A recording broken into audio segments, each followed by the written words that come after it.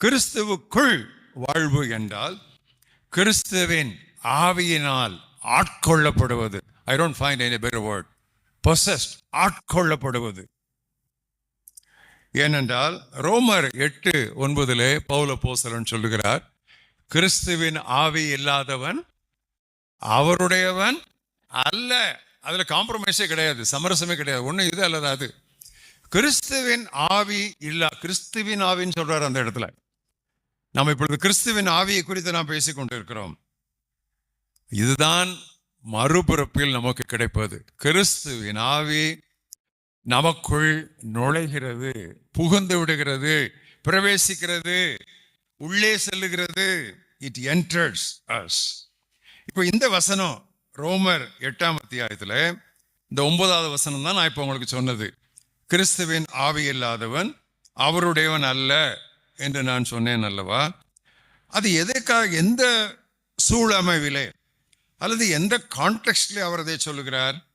7ஆம் வசனத்திலிருந்து நீங்கள் தொடர்ந்து 12ஆம் வசனம் வரைக்கும் வாசித்தால், மாம்சத்தின்படியான நடக்கை, ஆவிக்கேற்ற நடக்கை, இதை இரண்டையும் வேறுபடுத்தி காட்டும் பொழுது, கிறிஸ்துவின் ஆவி ஒருவனுக்குள் இருந்தால் அவனுக்கு மாம்சம் எவ்வளவுதான் அவன் மீது தன்னுடைய ஈர்ப்பையும் இழுப்பையும் சக்தியாக திணித்தாலும் அவன் எதிர்நீச்சல் தான் போடுவான்.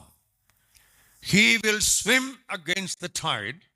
Let the force and power and the full of the flesh, let it be as vehement. Let it have as much velocity as possible. But he has the Spirit of Christ in him. அவனுக்குள் அந்த கிறிஸ்துவின் ஆவி இருக்கிறது. பிரியமானவர்களே, இதைத்தான் பவுல் அப்போஸ்தலன் கொரிந்தியருக்கு எழுதும் பொழுது என்ன சொன்னார்? நாம் எல்லாரும் கிறிஸ்துவின் நடமாடும் நிருபங்கள். We are the walking epistles of Christ. Why? The word of God, the commandments of God, the laws of God, the ordinance of God, the promises of God, all those things put together are written in our hearts, not on tablets of stone, but in our hearts of flesh. அதாவது அந்த இடத்துல நான் அதை சொல்றாரு.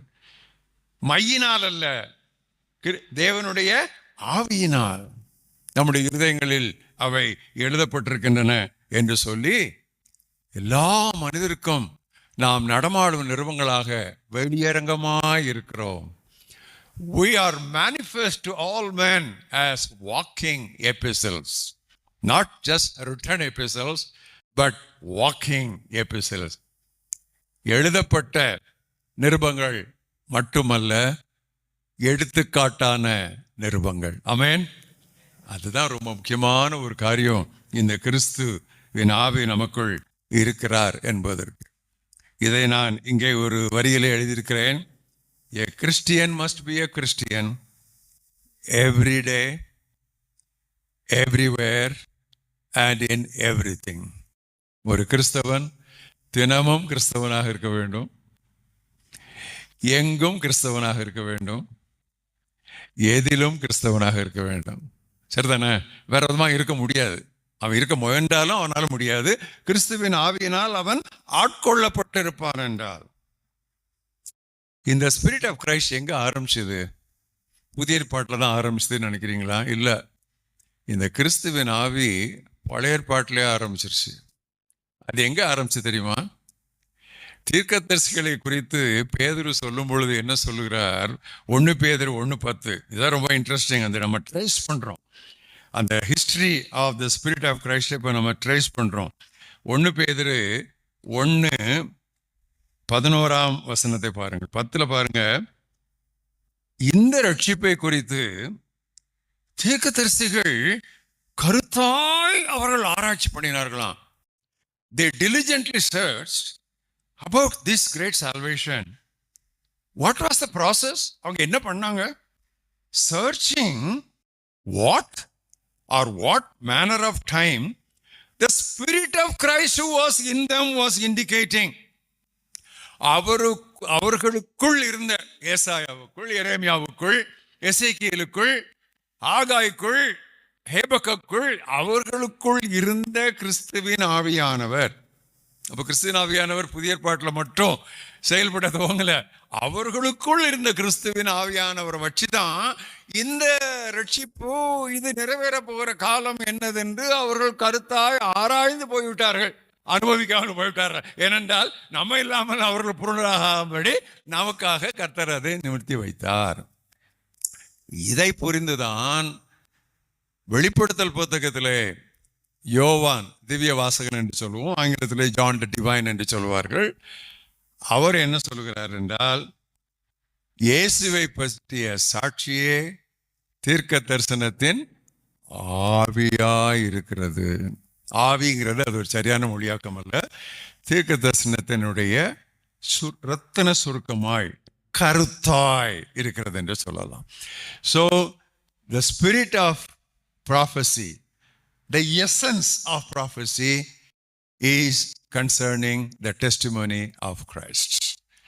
So நமக்குள்ள இப்போ நான் எதுக்குள்ள உங்களை கொண்டு வர்றேன்னா, அந்த கிறிஸ்துவின் ஆவி நமக்குள்ள இருக்கிறாரு. இது எப்போ நம்ம கிடைச்சது? மறுபிறப்புல கிடைச்சது. மறுபடியும் பிறக்கும் பொழுது, ஜலத்தினால் பிறக்கும் பொழுது, ஆவியினால் பிறக்கும் பொழுது இந்த கிறிஸ்துவின் ஆவியானவர் நமக்குள்ளே நிரந்தரமாக குடியேறி விட்டார். He has taken permanent residence in our hearts the moment we were reborn or born again. ஆம், கிறிஸ்துவுக்குள்ளான கிறிஸ்துவின் ஆவியினால் ஆட்கொள்ளப்பட்ட வாழ்வு என்பது நிச்சயமாக உலக சிந்தை, மாம்ச சிந்தை இதற்கு எதிராகவே கடைசி வரை அது போராடும். அதற்கு சந்தேகமே கிடையாது. ஒரு சின்ன கேள்வி, ஸ்பிரிட் ஆஃப் காட்னா என்ன, ஸ்பிரிட் ஆஃப் கிரைஸ்ட்னா என்ன? தேவனுடைய ஆவி என்றால் என்ன, கிறிஸ்துவின் ஆவி என்றால் என்ன? நீங்க புதிய ஏற்பாட்டை படிக்கும் பொழுது these two terms are often interchangeably used. கிறிஸ்துவின் ஆவி என்பதும் தேவனுடைய ஆவி என்பதும் புதிய ஏற்பாட்டில் பல இடங்களிலே ஒன்றுக்கொன்று துணையாக, ஒன்றுக்கொன்று பதிலாக பயன்படுத்தப்பட்டிருக்கிறது. அது நல்லா நம்ம புரிஞ்சுக்கணும். ஆனால் ஸ்பிரிட் ஆஃப் கிரைஸ்ட், கிறிஸ்துவின் ஆவி என்று நாம் சொல்லும் பொழுது, பரிசுத்த ஆவியானவர் கிறிஸ்துவின் குணாதிசயங்களை அதிகமாக வெளிக்கொண்டு வந்து காட்டுகிறார். You have to understand, when you say the spirit of Christ, பரிசுத்த ஆவியானவர் கிறிஸ்துவின் அவருடைய தன்மை, the nature and his character, that he begins to manifest. அப்படி நடக்கும் பொழுது அது கிறிஸ்துவின் ஆவி என்று சொல்கிறோம். ஆனால் தேவனுடைய ஆவி என்று சொல்லும் பொழுது அவர் ஒட்டுமொத்தமாக திருத்துவத்தின் குணாதிசயங்களை வெளியே கொண்டு வருகிறார். கிறிஸ்துவின் ஆவி குறிப்பாக கிறிஸ்துவின் குணாதிசயங்களை வெளியே கொண்டு வந்து காட்டுகிறார்.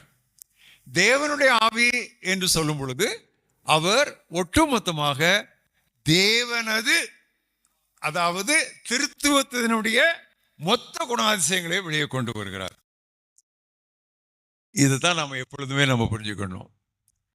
இன்னொரு விதமா நம்ம சொல்லணும்னா, பரிசுத்த ஆவியானவர் தேவனுடைய ஆவியானவராக உலகத்திலே பொதுவாக அவர் கிரியை செய்வார். ஆனால் பரிசுத்த ஆவியானவர் கிறிஸ்துவின் ஆவியாக கிறிஸ்துவின் மக்களோடு அவர் ஈடுபட்டு வேலை செய்வார். இது அவங்களுடைய ஃபங்க்ஷனிங் ஸ்டைலு. இது இந்த ட்ரினிட்டியை பற்றி படிக்கும்போது இது நமக்கு நல்லா தெளிவாக புரியும். நான் இந்த பாயிண்ட்ல வரும் பொழுது அதை நான் லேசாக நான் டச் பண்ணிட்டு போகிறேன். ரொம்ப டீப்பாக அதுக்குள்ளே நான் போனால் இன்னைக்கு நமக்கு 2 மணி நேரம் அதுக்கே வேணும். இது நமக்கு பெரிய ஒரு ஆசீர்வாதம். இது ஒரு பெரிய ஸ்லாக்கியம். நான் அடிக்கடி சொல்லுகிறது போல, பொறுப்பற்ற ஸ்லாக்கியம் பயனற்றது. Privileges without responsibilities are meaningless.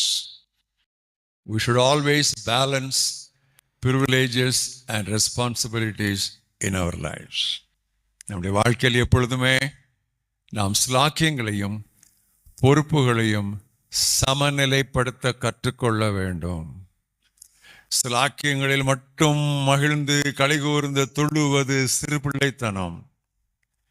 ஸ்லாக்கியங்களை பொறுப்போடு பாவிக்க பழகுவதுதான் முதிர்ச்சியின் அடையாளம். புரியுதா? அல்லது புரியுதா உங்களுக்கு? இது ரெண்டையும் நம்ம இப்படிதான் நம்ம நம்முடைய லைஃப்ல நம்ம பேலன்ஸ் பண்ணணும். So life in Christ means to be possessed by the Spirit of Christ. கிறிஸ்துவுக்குள் வாழ்வு என்றால் கிறிஸ்துவின் ஆவியினால் ஆட்கொள்ளப்படுதலாம்.